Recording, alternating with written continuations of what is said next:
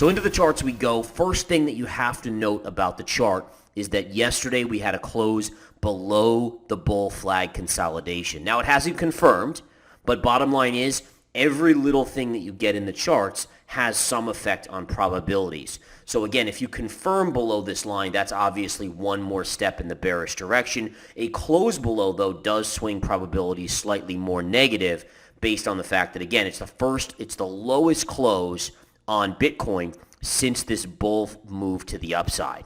And so, again, you have to take that into account. And yes, on this Saturday here on the East Coast of the United States, we are seeing a little bit of an uptick here in the current day, but by no means is it recapturing this green line just yet, which basically marks the low of the consolidation of the bullish pattern.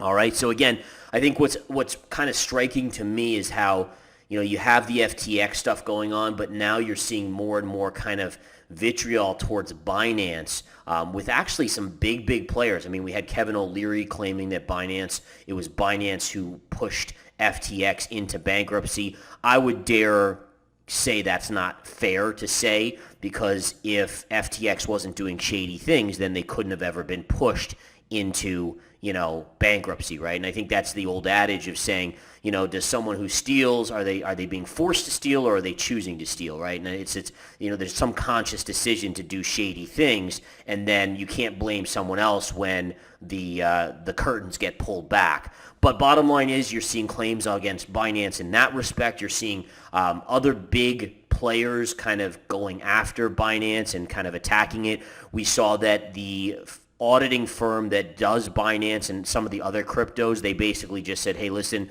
we're going to withdraw all our auditing stuff and basically not audit for cryptocurrency firms anymore. And all of that just adds to the kind of the anxiety of the crypto markets, right? As an investor, you see this stuff unfolding before you, and it's pretty remarkable. I mean, it really is.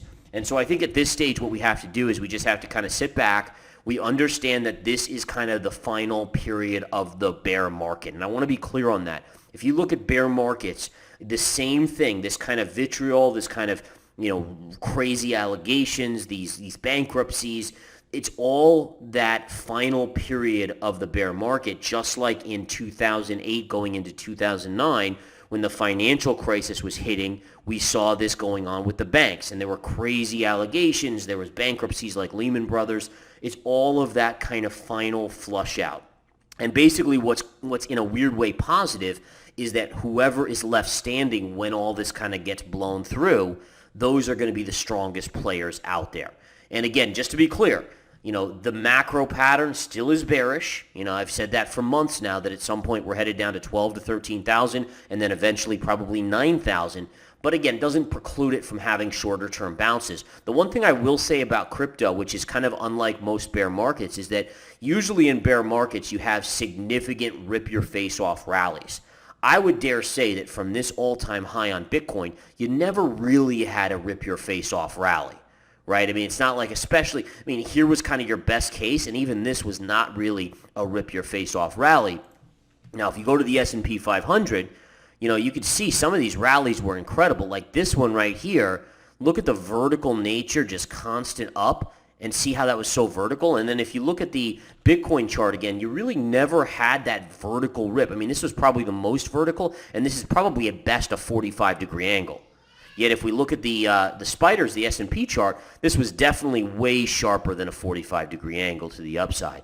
And so I think, again, what that tells you is, number one, is that there's a lot of, you had one of the biggest bubbles in any asset class in crypto, even going back to the dot-coms. And I think ultimately that does speak for itself, and how there's so many sellers out there that are just kind of unsure about the crypto markets and getting worried about the crypto markets. Then you see things like Terra Luna, then FTX. I mean, we had Celsius and Voyager in the mix in there at some point. And now obviously you're seeing the kind of the vitriol towards someone like, or a company like Binance. So again, we'll have to see how things play out here. But I think the bottom line is on Bitcoin, if we flip back to that one, is that at this stage of the game, yeah, you're getting a little bit of a bounce. Let's see if we can recapture this green trend line without confirming below the green trend line. But either way, again, it's hard pressed. When you get this quick of a reversal where you basically in 3 trading days, you knock out, what was this, 3 weeks of kind of sideways to upside motion. That's never a positive thing for a chart. It's just facts, just isn't. Now, again, the bigger macro pattern is telling us that eventually was going to happen.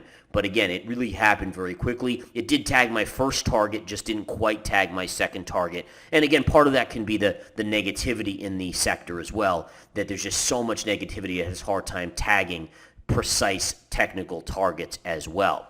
If we look at Binance, guys, Binance had a nasty rollover here. It is getting a bounce back today, though. So, I mean, it's a nice bounce back. It got as low as about 220 and bouncing all the way back to about 240, almost a 10% bounce. But bottom line, again, is, you broke this support here. That was not a good thing. You kind of Swiss cheesed this area, and you still didn't get down to this 208, 207 level. That, to me, would be an interesting level. I was actually ready to buy that if we got down there, and then it bounced today, which kind of kills that level. But obviously, we have this lower level around 185 as well to kind of keep an eye on. Again, if Binance is able to survive this and show that they are strong and that they do have reserves and everything, then you know what? Binance is going to go a lot higher. It's just a matter of, do they survive? But I've always been a big proponent of saying that, when companies are tested, if they come through stronger.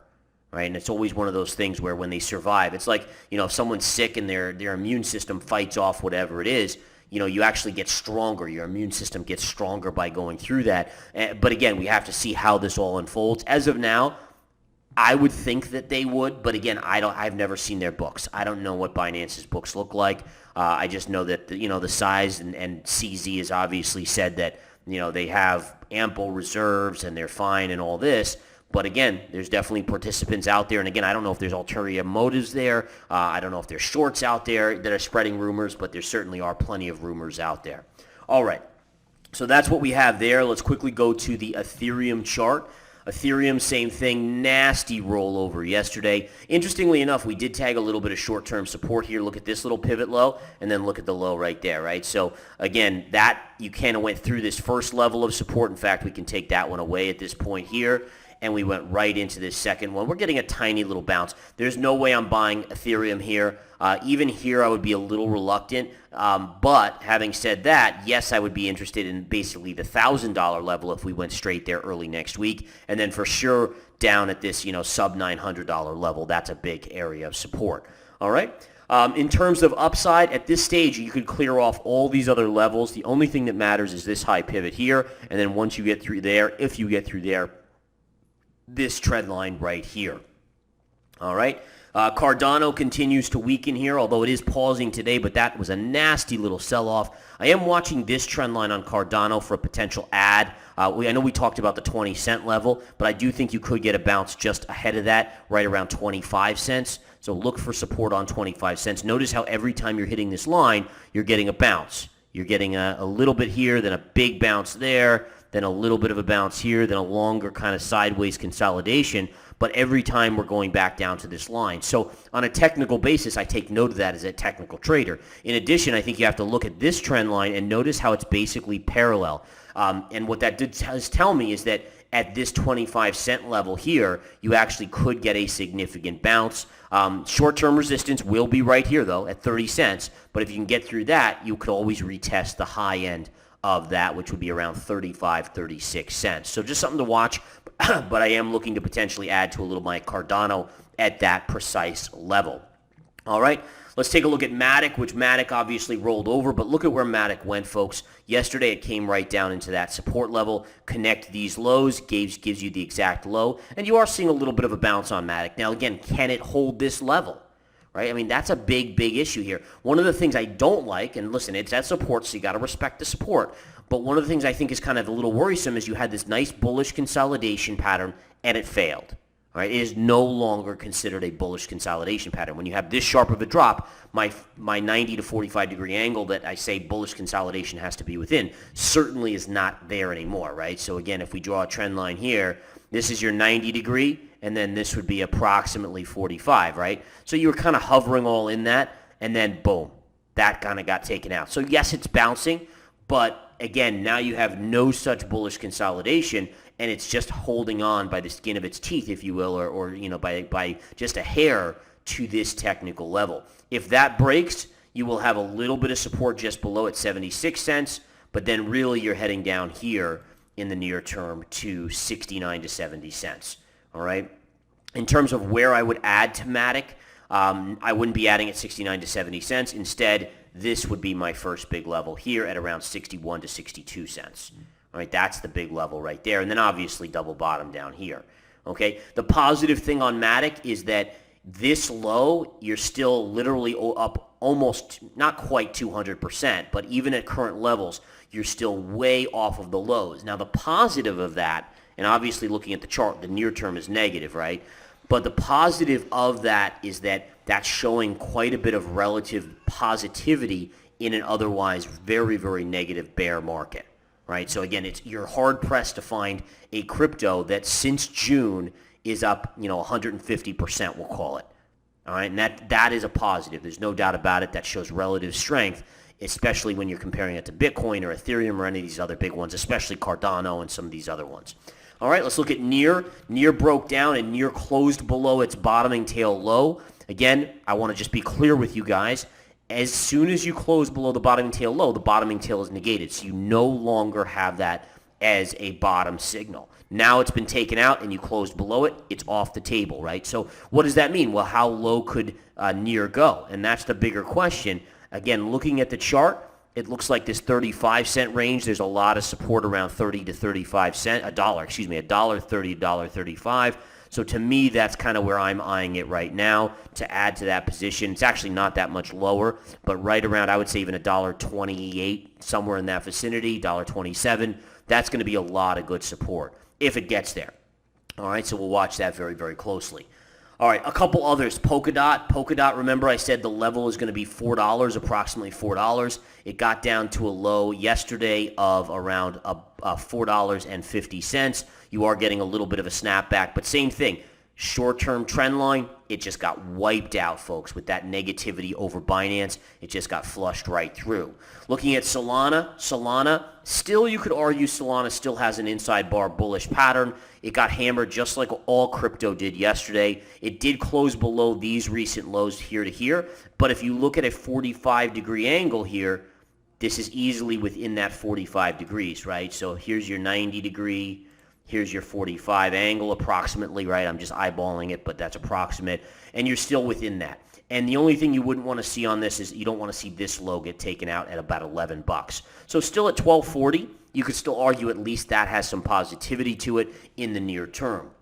In terms of Avalanche went right down to its double bottom. That's a trend line we talked about yesterday right here. And what happens? It got a little bit of a bounce. So again, you want to see Avalanche hold on to that $11.45, $11.50 level on the charts. All right. Looking at a couple others, we went over Binance, we went over Ethereum. Let's take a look at Chainlink. I mean, there's a lot of these that have gotten hammered. On Chainlink, you can see the big drop here. Again, here's a trend line, pivot to pivot to pivot, and you're getting close to that. It's around $5.62. That actually would be a little bit of interest to me in terms of a support level. Let's take a look at a couple of these other ones here. Let's take a look at TRX. What is that, TRX? Let's take a look at Tron. Yeah, I mean, on the positive side, Tron is actually holding up really, really well. So that's actually very impressive. So at least for now, yes, it had a down day yesterday, but it stayed in the relative range that it's been in. So Tron actually, I mean, I got to give little props to Tron here. It's actually holding up decently in spite of a pretty nasty period in crypto land. All right, we'll go over a couple other ones as well. Litecoin, I know there's a lot of fans out there of Litecoin. We could take a look. Litecoin had a bullish consolidation, and then look at that, just getting crushed. It's even continuing to drop today, even in spite of a lot of the cryptos getting small bounces. The only positive for LTC is that you have this area right here. See this high right here, right there to right here, and then look at where the low is right in there. So it did hit support at least. We'll see again, though. This is, again, same thing. Bull pattern, and it failed. All right, so again, remember, probabilities are everything. So in this situation, you had that bullish pattern. The only thing that you could kind of say is that Bitcoin broke out to the upside of its bull pattern, and this did not, and that's problematic. You know, if a chart is not moving with Bitcoin, it's moving the opposite direction of Bitcoin, essentially, right? It's losing ground. And again, the fact is, this was almost, Litecoin, you could argue, was telling you something was wrong when it wasn't breaking out to the upside when Bitcoin was making that move up. So just a little bit of intrigue there that's worth taking note of. Let's take a look at Uniswap real quick. I have a lot of chart lines on here from the other day when we were discussing this. I can kind of clean this chart up just a little bit. But same thing, Uniswap obviously came in, and again, same thing, had a little bit of a bullish pattern. You can see this upsloping line also broke now, which means this stock is, or I should say this crypto is now vulnerable to $5.15 and potentially back to $4.75. Let's look at Leo. Haven't looked at that in ages. See what we got on this one. Yeah, this one again, not really a whole lot to be made out of. The positive here is it's getting a little bit of a pop-up here in the near term. Again, it's just kind of a weird chart. Had this pop over here, and then it's basically been consolidating. Notice, again, it kind of came right back into this area. That's the recent lows. And it's actually getting a little bit of a bounce here in the near term. Okay? I think at this stage of the game, I'm looking through. I can look at Algorand. I know a lot of people love that one. Algo, US dollar. Let's take a look. That's not good. So even if you zoom out on this, it's making new lows, right? So you actually have to go back. Looks kind of similar to like what Cardano's going through right now. You can see, again, breaking down. Yes, it's getting a little bit of a bounce here, but certainly not good. It actually had this nice recent run up, but again, it's just getting crushed now at this point in the game. And honestly, I mean, again, just to take this full circle back to what we started the video with, I think we also have to realize that, there's just so much negativity out there. I mean, to think that people feel so vulnerable, and fairly enough, rightly so, that they're taking their crypto off the exchanges. They're, pulling money out of the Binances of the world and so forth. I mean, it's just not good.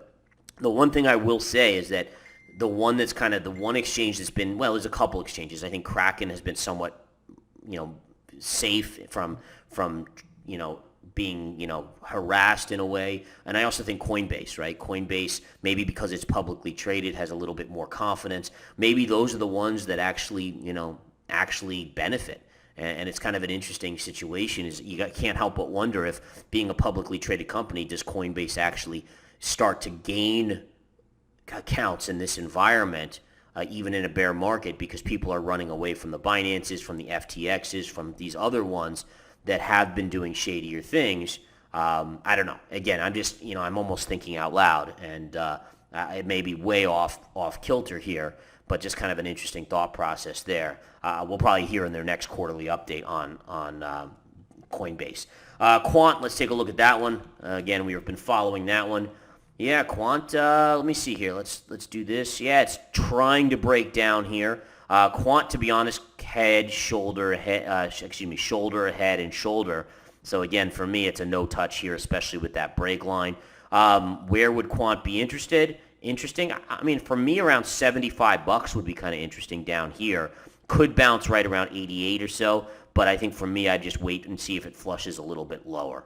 All right, guys, you have a wonderful rest of your day. I will keep you guys updated. Crazy times in crypto land. You guys have a good one. Take care.